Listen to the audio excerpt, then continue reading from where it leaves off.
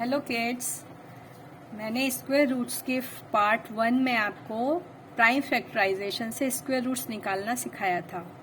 आज मैं आपको लॉन्ग डिवीजन मेथड से स्क्वायर रूट्स निकालना बता रही हूँ। इसको हम स्क्वायर रूट्स हम डेसिमल नंबर्स के भी निकाल सकते हैं और बहुत बड़े नंबर्स के अगर हमें स्क्वायर रूट्स निकालने होते हैं तो हमें लॉन्ग डिवीजन मेथड को ही यूज करना चाहिए। अब देखो, मैं कुछ आपको एग्जाम्पल्स, कुछ क्वेश्चंस करके बता रही हूँ, आपको बहुत अच्छे से समझ आएगा। फॉर एग्जाम्पल, मैंने एक नंबर लिया है 7225। अब मुझे इसका स्क्वायर रूट निकालना है, तो मुझे क्या करना पड़ेगा? सबसे पहले मुझे पेयर्स बनाने पड़ेंगे। पेयर्स कैसे बनाने हैं? हमें राइट टू लेफ्ट जाना है। जैसे पहले 5 2 इसका पेयर बना, फिर 2 7 का पेयर बना। तो अब हमने क्या करना है? पहले 7 2 को अपने माइंड में रखना है और हमें एक ऐसा स्क्वायर का टेबल पढ़ना है जो 72 नंबर से छोटा परफेक्ट स्क्वायर आए या उसके बराबर आए। अब देखिए, 8 8 जा 64 होता है और 9 9 जा 81 होता है। अब 72 के बराबर तो नहीं है कोई नंबर, लेकिन 64 जो है वो 72 से छोटा है। तो हमने क्या करना पड़ेगा? 8 8 जा 64 यहाँ पर लिखना पड़ेगा। अब हमने इसको सब्ट्रैक्ट करना है, 12 - 4 8 आ जाएगा। उसके बाद में इस 25 को हमने नीचे लेके आना है, तो हमारा नंबर बन गया 825। अब हमको क्या करना पड़ेगा कि जो 8 है ना, इसमें वही नंबर ऐड करके यहाँ पर 16 लिखना है। 8 और 8 16 होता है। अब इस 16 के नेक्स्ट पोजीशन पे हमें वो नंबर लिखना है जिसको उसी से मल्टीप्लाई करने पर ये नंबर आ जाए या इससे छोटा नंबर आ जाए। अब ये 5, देखो यहाँ पे अगर मैं 5 लिखती हूँ और यहाँ पर भी 5 लिखती हूँ। अब 165 को अगर मैं 5 से मल्टीप्लाई करते हैं तो हमारा आंसर आएगा 825। 5 5 जा 25, 5 6 जा 30 और 2 32 और 5 1 जा 5 और 3 8। तो हमारा जो स्क्वायर रूट जो आंसर आया वो हमारा आया 85, मीन्स 7225 का स्क्वायर रूट हो गया 85। अब नेक्स्ट क्वेश्चन करते हैं 16384। अब देखो, फिर से पेयर बनाते हैं, राइट टू लेफ्ट बनाएंगे। पहले 4 8 ऐसे बना, 3 6 ऐसे बना और 1 अकेला रह गया ये। तो हमें पहले 1 को डिवाइड करना है। हमें 1 का स्क्वायर 1 होता है, तो 1 1 जा 1 लिखना है। अब रिमाइंडर तो कुछ आ नहीं रहा है। अब इस जो 63 है इसको हमें नीचे लेके आना है और इस 1 का डबल करना है। ये 1 में 1 भी ऐड कर सकते हैं। 1 + 1 क्या होता है? 2 होता है। अब हमें एक नंबर यहाँ पर लिखना है, इस डिजिट पर, यहाँ इस डिजिट के आगे लिखना है और उसी डिजिट से इस पूरे को मल्टीप्लाई करना है। तो हमें इससे छोटा नंबर लेना है या इसके बराबर लेना है।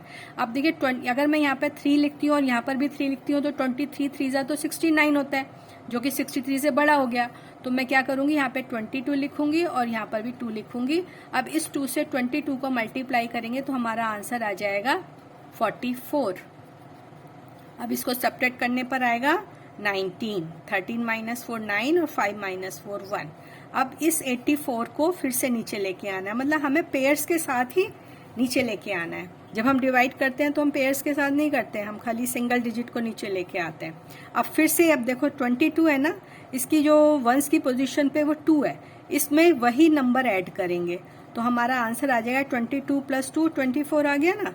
अब 24 के वंस की पोजीशन पर, यूनिट पोजीशन पे हमें वो नंबर लिखना है जिसको उसी से मल्टीप्लाई करने पर या तो 1984 के बराबर आए या उससे छोटा है। अब यहाँ पर मैं देखिए 8 8 जा 8 से, यहाँ पर अगर 8 और 8 से मल्टीप्लाई करती हूँ 248 को 8 से, तो मेरा आंसर आएगा 1984। तो मेरा रिमाइंडर आ गया नील। तो इस यहाँ पर हम देखेंगे, इस हमारा आंसर आ गया 16384 का जो स्क्वायर रूट हो गया वो हो गया 128। क्लियर है? अब नेक्स्ट क्वेश्चन करते हैं 15876। आप खुद भी कोशिश कर सकते हैं, इसके पेयर बनाइए। इधर राइट टू लेफ्ट लेके जाएंगे, पहले 6 7 8 5 और 1। अब हम क्या करेंगे? 1 1 जा तो 1 लिखेंगे क्योंकि हमें पहले 1 को ही डिवाइड करना है। यहाँ पे रिमाइंडर कुछ नहीं आएगा, हमें पेयर के साथ नीचे लेके आना है। 58 को नीचे लेके आए और 1 में 1 ऐड किया तो हमारा 2 आ गया। 2 के आगे एक नंबर लिखना है जिससे कि हमें उसी से ही मल्टीप्लाई करने पर उसके बराबर या उससे छोटा है। अब 58 से छोटा 44 होता है, 22 को 2 से मल्टीप्लाई करेंगे तो 44 आ जाएगा। अब लेकिन मैं 23 को करेंगे 3 से तो वो 69 हो जाएगा, तो वो बड़ा हो जाएगा, तो इसलिए हमने 22 को 2 से किया तो हमारा आंसर आएगा 44। अब इसको फिर से सब्ट्रैक्ट करेंगे, 8 - 4 4, 5 - 4 1। अब ये जो 76 है फिर से इसको नीचे लेके आएंगे, 76 को पेयर के साथ ही लेके आना है। अब ये जो 22 में जो यूनिट पोजीशन पे 2 है वही नंबर इसमें ऐड कर देंगे, तो हमारा जो नीचे लिखेंगे हम 24 लिख देंगे। अब 24 के यूनिट पोजीशन पे हमें वैसा नंबर लिखना है जिससे मल्टीप्लाई करने पर या तो 1476 के बराबर आ जाए या उससे छोटा आ जाए। तो हम यहाँ पर हमारा ये पूरा डिवाइड हो रहा है, 6 6 6 36 होता है, 6 4 24 और 3 27, फिर 2 6 2 12 और 2 14। तो हमारा आंसर आ गया 1476। तो हमारा जो रिमाइंडर है वो हो गया नील। तो हमारा आंसर आ गया 15876 का जो स्क्वायर रूट हो गया वो हो गया 126। अभी देखिए इतने बड़े बड़े नंबर्स को प्राइम फैक्टराइजेशन से निकालना थोड़ा मुश्किल हो जाता है, इसलिए हमें लॉन्ग डिवीजन मेथड को ही यूज करना चाहिए। एक नंबर और ले लेते हैं, 174824। अब इसको भी हम वैसे ही करेंगे, पेयर बनाएंगे राइट टू लेफ्ट, फिर 1 1 1 कर देंगे, 74 को नीचे लेके आएंगे। अब 1 में 1 ऐड करेंगे 2 हो जाएगा, 2 के आगे 3 लिखेंगे और उधर भी 3 लिखेंगे। 23 को 3 से मल्टीप्लाई करेंगे 69 हो जाएगा। फिर 74 में से 69 माइनस करेंगे तो 5 आ जाएगा और 24 को फिर से पेयर के साथ नीचे लेके आएंगे। 23 में ये देखिए यूनिट पोजीशन पे 3 है, 3 में 3 ऐड करेंगे तो 26 हो जाएगा। ये 26 के आगे हमें 2 लगाना है और ये हमारा पूरा 524 हो जाएगा। तो हमारा स्क्वायर ये परफेक्ट स्क्वायर है, इसलिए हमारा आंसर आ जाएगा 17424 का जो स्क्वायर रूट हुआ उसका आंसर आया हमारा 132। अब मैं आपको कुछ ऐसे क्वेश्चंस बताती हूँ जिसमें हमें डेसिमल्स का स्क्वायर रूट निकालना सीखना है। For example 6.4049, 6.4009।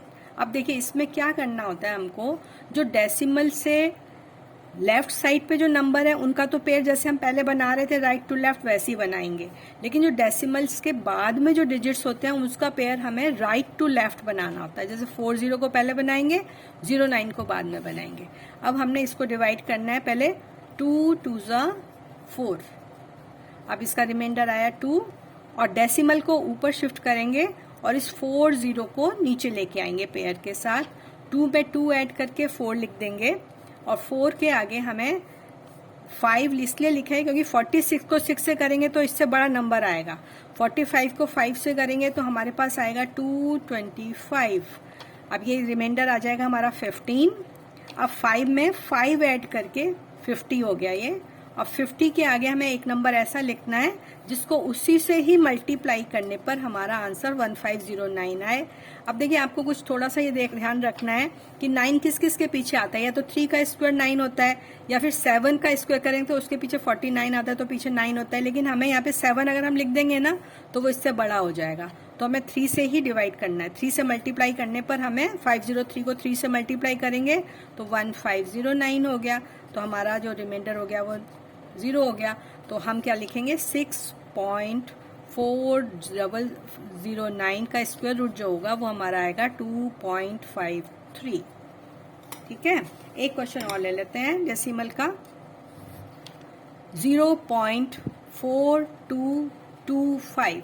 अब इसमें देखिए डेसिमल के इधर लेफ्ट साइड पे तो कुछ है नहीं, राइट हैंड साइड पे हमारे पास 4 डिजिट्स हैं, तो हमें इसका पेयर वैसे ही बनाना है राइट टू लेफ्ट। पहले 42 का बनाएंगे फिर 25 का बनाएंगे।